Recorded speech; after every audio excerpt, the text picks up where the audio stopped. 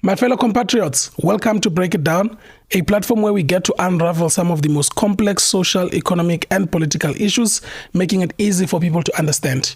I'm your host, Itumeleng Mpofu, and on this platform, we take the complex, we turn it into a conversation. I'm excited with today's guest, a regular, a brother of mine, Untiretse Petlu. Thank you so much for coming back. Brother, yeah, this man has been very, very busy and hard to find. But I'm happy that you are back again. You are a very admired voice on this platform, and people have been showing the love. So I'm like, who can I call? Let me call the Don himself. And he's here. I appreciate, In today's discussion, there's three main things that I want us to talk about. The first one, I want us to talk about the G20, which has just concluded. I also want us to talk about a situation where the soldiers or young men who they said are trapped in Ukraine that apparently were led by Duduzile Zuma. We'll talk about that. And then I'm forgetting the other issue that I wanted to cover, but I'll remember it as we go. But starting with the G20. Sure. The G20 has finally concluded, and the headlines and the presidency itself are deeming it as one of the most remarkable event or activities they've had to host in South Africa. I've had some actually compare with the FIFA 2010 World Cup that besides that, this is one of the biggest international stage moment that is hosted in South Africa, and the first one for Africa at that. Let's chat about that. For someone who's watching who really has no idea what is this G20 is, because I had someone saying, I thought G20 is a gang of 20 people coming together. So take us through that. No, with the little information I have about the G20, I think G20 is a group of countries who come from like the major economies. Yes. And they all come together in this body, right? And take certain policy positions, decisions that will impact the global political arena. 100%. Different issues that they deliberate on. One of them being climate change. Many countries, they have this green policy, like having policies around green economy.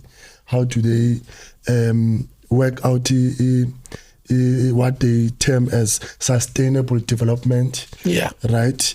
They look at a variety of issues also when it comes to safety, right? Conflict, you see. So these issues that are happening in Ukraine, Palestine, some of those issues are ventilated in that platform. Although we still have the United Nations. Yes. But we must remember the G20 then takes some members of the United Nations. So it's a smaller number of countries, but they form part of the major economies. Now that's a very beautiful way of breaking it down. Yes. So what people like to understand is that I like to use example with the real practical examples. If you have a meeting where you have 200 people that are meeting, of course you'll get to a point where you say, let's break ourselves into themes in terms of what is it that we relate on the most. So some could say, let's take the top 20 economies. Let's come to the side. Let's form a block for ourselves so that when we lobby for issues, we lobby them as a block. Others could say, we are going to form another block called the BRICS. As the BRICS countries, we are going to come together and this is what we are going to do. Others, there's all different forms of blocks and all of that, but this is one of the major one. Now, one of the things that almost tried to sort of like overshadow the G20 is the standoff between South Africa and the United States. For the longest of time, the United States has always been that bully in the international community that tells people what to do, how to do it, when to do it. And now it unfolded in the case of South Africa on the G20 with them boycotting. What do you make of that?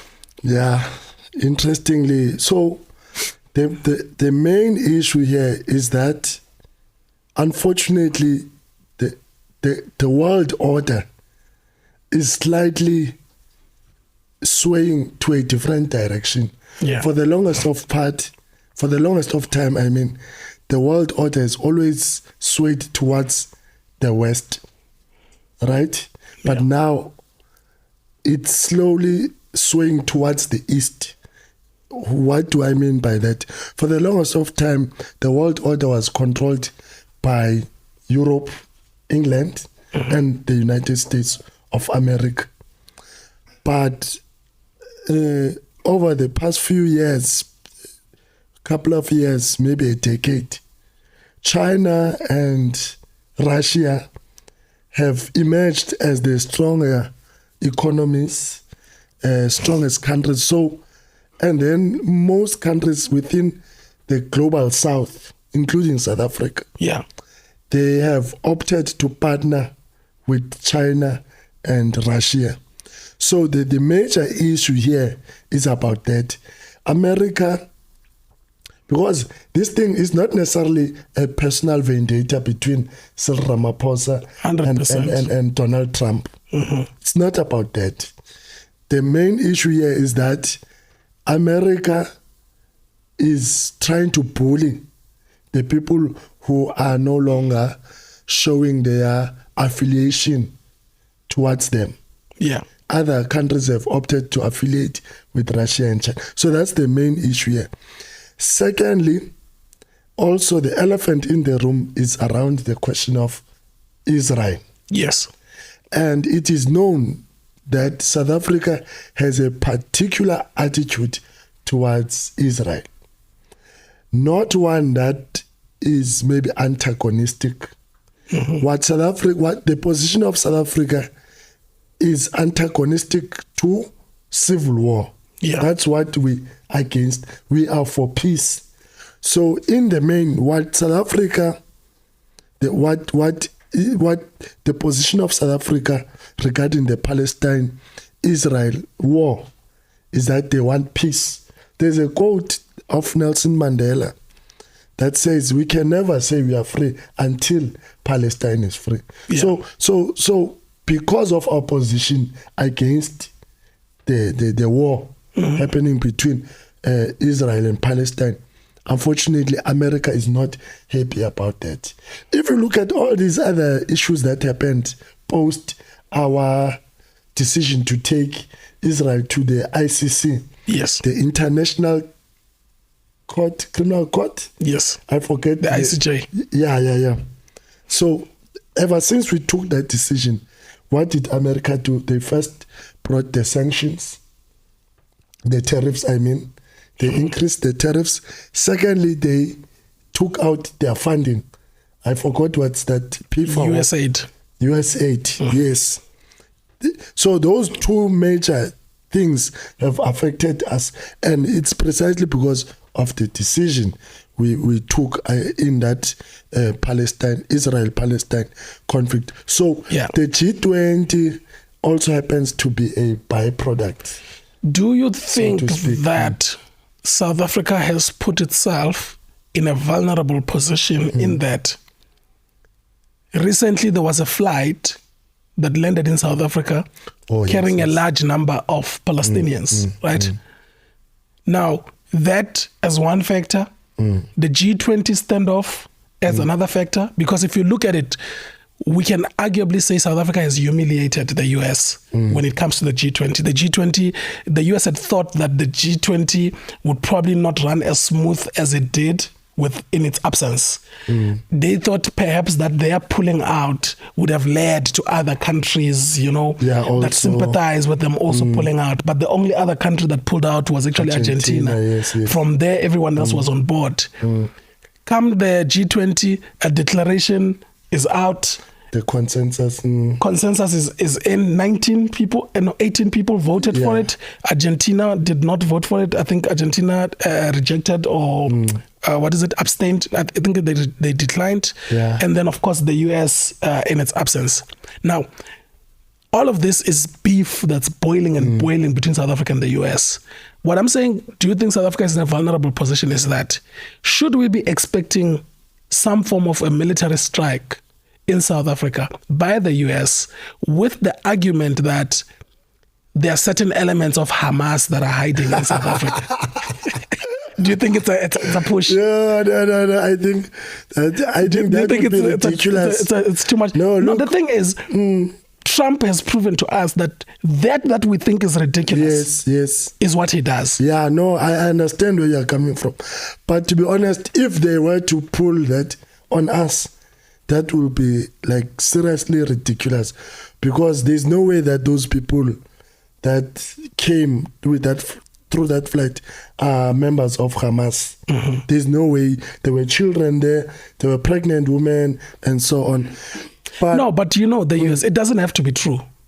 Right? It just has to be a thing of showing of power, showing of strength, and also needing an excuse to just go in and do what they want to do and actually topple the regime, because it looks like they're leaning more friendly with your AfriForums, your DA. Yes. They would like to see a party like that being in charge of South Africa. So they'll do anything to destabilize. Sure. Yeah, you're quite correct in that. When you say America seems to be more cooperative when it comes to the conservative elements like AfriForum and the Democratic Alliance. But the funny part also here, Donald Trump is one person who is known to begrudge fake news. Yes. And yet he's the same person who drives fake news. Yeah. The decision for the US to withdraw from G20 is that he still believes that there's a genocide happening in South Africa, even though white people have come out and spoke saying, no, actually you are hurting us when we are saying But don't you think he knows that there's no genocide in South Africa? But again, because of the ICJ case Exactly. So that thing is a way of scapegoating the whole situation. Now, because the elephant in the room is exactly that. It's not that there's a genocide.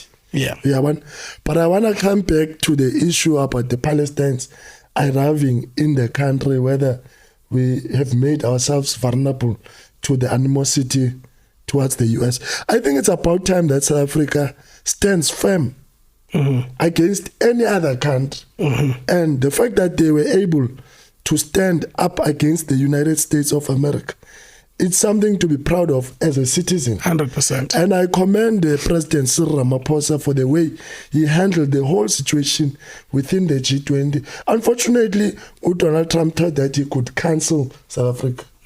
But now, I will use the famous words by McG. South Africa is uncancelable. He did not succeed in trying to boycott the G20. Other members of the G20, they felt like, no, there's no way we can be held at ransom by one country. Unfortunately, Argentina, they fell for that bait. They fell for the bait. Do you think in the next round, since the US will be hosting, South Africa could potentially be excluded? Look, I still don't see the angle as to how. No, I don't know. Even when it comes to the handover, with the stories that the articles I was reading, it seems like it won't be the president who will do the handover. They'll send a directive from DERCO, Department of International Relations and Cooperation. They'll send a representative, because they have noticed how how, what's the English word I'm looking for? Hostile the US government has been towards South Africa. And South Africa will play to that by actually sending officials from DERCO, not necessarily someone from president. Did you see that speaker lady saying, I saw the South African president is running his mouth? Yes. No, but no, they deserve all the kind of, they deserve all this attitude that South Africa. And South Africa has been dealing with this matter in a very professional way. Because the question of consensus is like any other gathering. If we were to say there's a political party, if we have a Congress, there is a threshold. You need to meet a particular threshold to to get what they call decorum. Yes. There's a term I'm forgetting here, but there's a number of people that you need in that meeting for the meeting to be official. That's the quorum, yes. Right. Yes. So a quorum. So G20 met quorum, whether America is there or not, because of consensus. Unfortunately, they will fall under that. So all the decisions that were made there, they have no choice but to be in the same pen if they still want to be members of G20. So the real challenge here is how will America then take over? Because they are taking over from us. Yeah, they chose to run away from they chose to be absent in our G20. South Africa will want to be there. Yeah, well, definitely. So now, as the last question on the issue of the G20, how then do you think South Africa should handle the handover? Because they've said that we're not handing over to someone who's not designated in the right protocol and designation to receive the handover. Yes. So if you are going to give us a nobody, you can come to DECO offices during lunchtime. We'll also give you a nobody. Or if you want to go meet somewhere in the streets, in the corridors, you'll meet there and so that handover. Exactly. So the situation here is about mina kawena wena kamin. Yes. Basically, in a like what you give is what you get. Yeah. You understand? So if I come towards you in a very friendly way, and we're now on the other end, you're very hostile, you are being childish and so on. Unfortunately, you leave me with no option but to give you the same. To give you the same attitude. So America, in this case, they will have to taste their own medicine. Now, on another point, which is another story that I wanted us to talk about. Yeah. Duduzile Zuma. There's a story that one of her sisters has actually opened a case against her. And that there's a group of men who were taken to go to Ukraine and to go fight there with a promise that when they come back, they'll be put in the security detail, gababa, and all of this kind of stuff. I mean, it's not a thing of whether we believe the story or not, because you know how the media is. There's a lot of stories that are out there. But what do you make of it? What do you understand of that story that you can tell us and take us through it? Hey, that story it's a bit confusing, because to be honest, I didn't know that this thing happened. And the way it seems, it does not seem like it happened this year. Something that happened a couple of years back. Okay. And I think this lady who then went to open the case, the reason why she went to open the case, because apparently this is a group of 17 men. Okay. So they are 17. So apparently one of the people there is a family member. As to how that person is a family, I do not know. Okay. So that's the reason. And another thing that I'm taking out from this story, you know that saying when they say blood is thicker than water? So this story, it has proven it wrong, because this is someone's sister. She chose to go and open a case against her sister. So we'll have to wait and see what will happen in court. The sister, I think she will have to find a way to convince the court, Uguti, how did her sister actually lure those men, convince them to be part of this war. I think for me also the confusion then came when it was saying the sister, right? Because before I saw the headline that says the sister went to open a case, my immediate thought was there's a case currently of Duduzile that's taking place in court, where they are saying that he was responsible for inciting of violence and all of that during the July unrest. Yeah, the July unrest. 21. Yes. So was it 2021? Yeah, it was. I thought it was now. It was still during COVID times. Yes, actually. So now with that, and now here's another case. My first thought was, is she being targeted? Is there something that's playing in the background that we are not aware of? Or these are genuinely... Because the thing is, she's never been someone who has been popularly having cases not public that we know of. She's not necessarily delinquent. You get that, but in a short space of time, there's so many cases that are coming up on her. You see, I read also something else. I don't know how true it was, that there was someone else who was opening a case on something else that's separate. So it got me thinking: is this being targeted, or these are actually legit cases that actually need to be investigated? Okay, I will answer in this way. If we are to take the latter to be true, probably the reason for that would be because of unflinching support of her father. Okay. You know, former President Duduzile Zuma is a very polarizing figure in South Africa. Whenever we mention the name of Jacob Zuma, it's almost like it's dividing. It's either you love him or you don't. It divides the house into two, almost like chiefs and pirates when they are playing. Like the country is always split into two. So if what you asked, if the latter is to be true, then the reason for that would be her unflinching support of her father. Amongst all Jacob Zuma's children, she's the one person who has always stood next to her father against all these new cases that her father was facing. But the second point, personally, I wouldn't want to believe that there's an attack on her. Yeah. Especially since it's the sister who opened the case. If maybe it was a different body, if it was an AfriForum or something, any other NGO somewhere, then possibly I would believe that.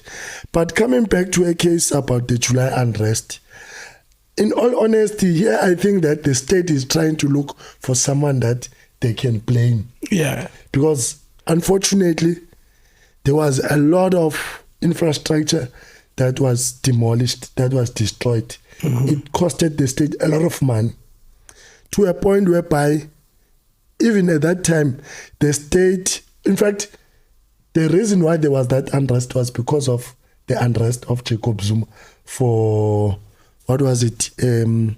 When he was getting arrested. Yeah, when he did not appear in court. Yes. What did you, contempt of court? Contempt, yes. If you remember in the other episode, we did reflect that of all the things that Jacob Zuma is arrested for contempt. Just a flimsy case. So in all honesty, I think that is what is happening here. The state wants to have someone that they can possibly say, okay, in that July unrest, at least this one we're able to punish. Yeah. I mean, there are other people. I mean, I saw them opening up tweets and all sorts of things that yes. when you are saying Amandla, we see you. So in a way, that case for me felt very frivolous because there hasn't been anything that is being presented where you're like, oh, okay, this is. But I mean, there's also an allegation that there is a third force, people from Cuba, what. Look, man, this thing it's confusing, and again, we will have to wait and hear the judgment. I think here we rely on the judgment, but I mean, I think the most pressing thing here is that, in fact, people are able to go and revive your deleted tweets. I think that's the scary part for me. So, even viewers, Chief. So we must be careful. Everything. How we handle social. Yeah. I mean, that's why people like the former Minister of Police. That's why they say they never text. They don't do those things off WhatsApp. Yeah. Because they know that one day they know against you what it means, these things. The last topic that I actually wanted us to discuss, I see how Andy is actually looking at us on the last topic. It's about the SACP. Oh yes, the South African Communist Party. Amakomanis. The South African Communist Party has decided that they're going to run for local government elections, which I think it's a big shock to the political system, but I don't think people are treating it as such, or there's gravitas to the matter. It's a big blow when I think about it to the ANC. It's like the ANC is already crumbling, and there's infighting of leadership in there, there's Abu Mbalula, Abu Paul Mashatile, Abu Panyaza, people raising their hands, but it's like, this thing is crumbling. Now comes SACP saying, no, we are going to run. Can you take us through it? Like, let's talk about the relationship between SACP and the ANC. How do you understand it? And what does it mean for SACP to want to run on its own? Oh, okay. So before I answer the question, or like what do I know about the SACP and so on, I think this matter of SACP wanting to run the elections independent has been, like, it's long overdue. This is something that they've been contemplating for a number of years. Yeah.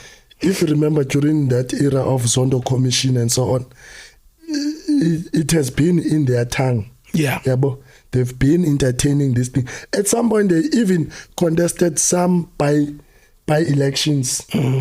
So now the chickens have come to roost. So now the cat is out of the bag, so to speak. Yeah. Now they've actually taken a decision. My understanding of the relationship between the two, the SACP and the ANC have always had a very cordial relationship. They are allies because the SACP represents the working class. Because you must understand, the ANC normally posture itself as the broad church, but the far left is more of the SACP. And then another partner out of the picture is the COSATU. Yeah, that's the tripartite. Yes, and then when they are all together, they are known as the tripartite alliance. But unfortunately, during the so-called 9 wasted years, the Zuma years, that relationship crumbled. Even after when Uvavi was fired, COSATU has never been the same ever since that moment. So now we arrive at a point whereby SACP has taken this decision. And I think the main point of contention is that the ANC has been failing the country, has been failing the working class.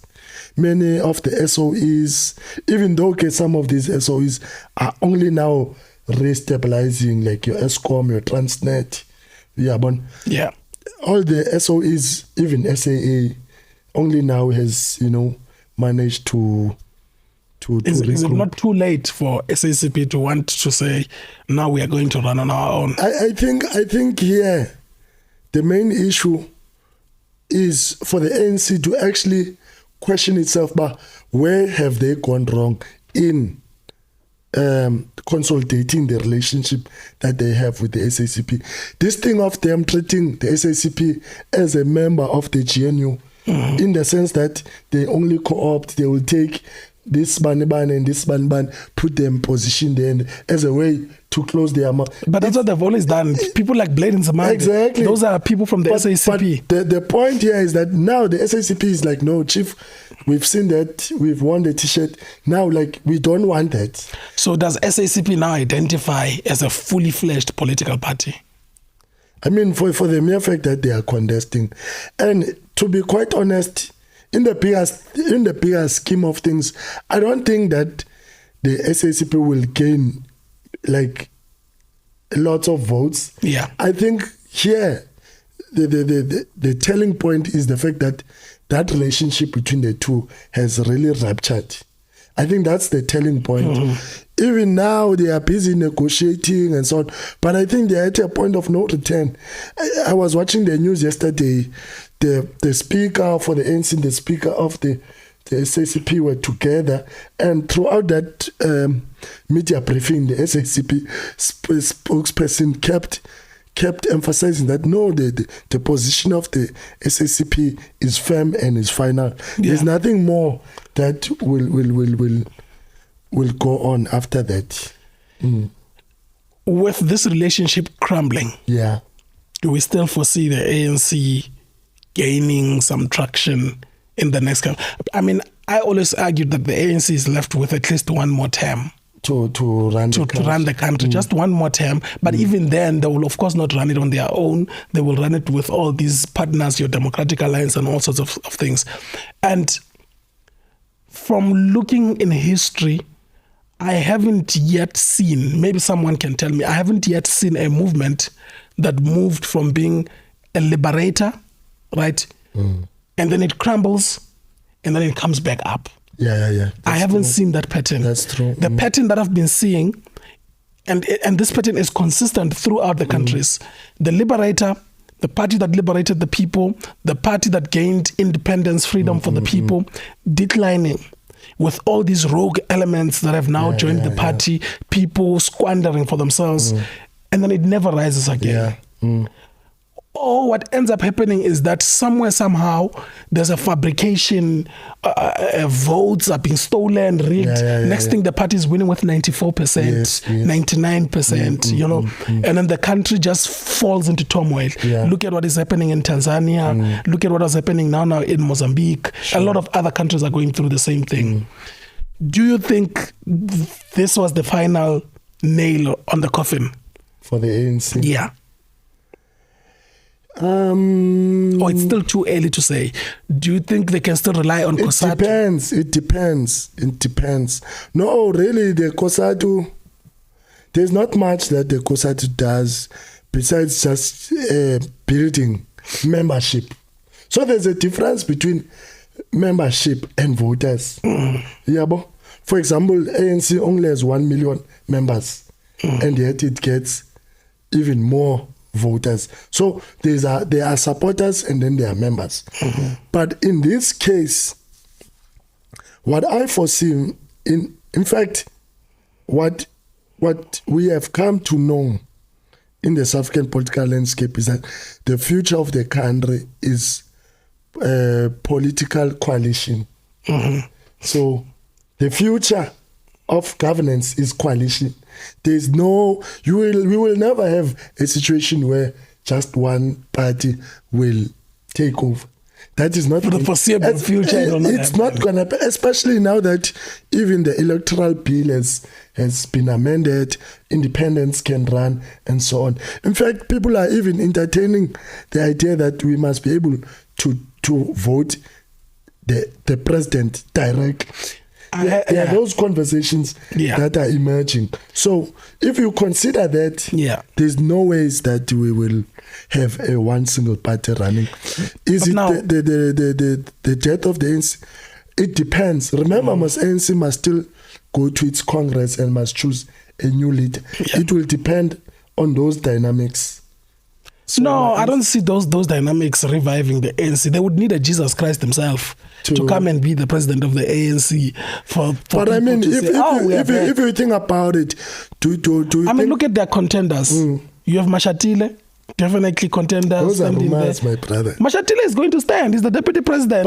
But by default, him by default. You have Mbalulas. Yes. You can already hear them in their tones and raising their heads. You must wait for Congress. Let's not be Sangomic comrades to try and project. We are not being Sangomic, we are being analytical because we want to know what we can expect when it comes to the direction of the country. So we predict, and our prediction is based, of course, on patterns that we look at. You analyze the patterns that during the conference when Zuma was leaving, this is what happened, so and so came. We look at all of those dynamics. But what I wanted to ask was that the whole system of voting for the president directly, that system is open largely to corruption. Because it's expensive to run an election, Chief. It's expensive to run for a campaign, and you need donors. Just to deviate, someone did a study where they were looking at the number of billionaires that the world has had at a particular time. And I think in a period of 100 years, only about 6 new people had joined in, I stand to be corrected, to be billionaires. But you look now, the number I think has skyrocketed to thousands, 3,000 to 4,000, something like that. Now, if you look at where they tend to direct their money is directed into politics. Now, why is their money directed into politics? It's so that they can influence on policy, right? If you know that I make money through businesses that are private entities, and the state tends to own most of the businesses, you will of course put your money on people who believe that the state shouldn't be the sole owner of state entities. So essentially they must be disbundled, and privatization is the solution, which is the message of the Democratic Alliance, that privatization is the solution. Now, the system of electing the president directly is even worse flawed, because now that means this person needs to be funded so that the person can run a campaign. And when the person is now in, they are not necessarily fully accountable to a political party and recallable than the ANC would now recall Ramaphosa if they wanted to. So I don't know, what do you make of this? Is it a thing of, look, we just have to pick whatever it is that way? Because it seems like all these systems have their own flaws. Yeah, look, personally, I think that policy position is too liberal for my liking. It's a policy that South Africa, unfortunately, is not ready for. Like, we don't want to have a dictator in this country, because surely that would breed that kind of politics, that kind of modus operandi. You know, so I wouldn't want to entertain that kind of conversation too much.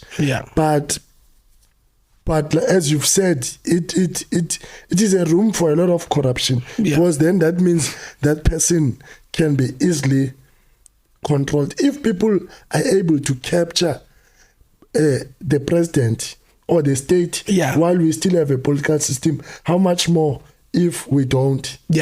No, and I think for me also, it just opens doors for people like your Petrus Motsepe, your so-and-so, who are already in some way established financially, to then be able to even have the voice to say, I'm running.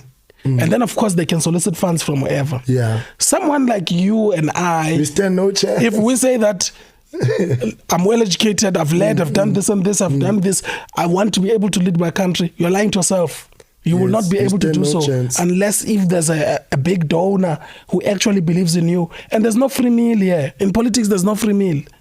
You're given the money, at some point, you need to be able to pay for it. But my brother, thank you so much for coming to the platform. And we hope to see you again. The people also hope to see you again. Your voice is really appreciated on this platform. Thank you so much. My fellow compatriots, it's a wrap.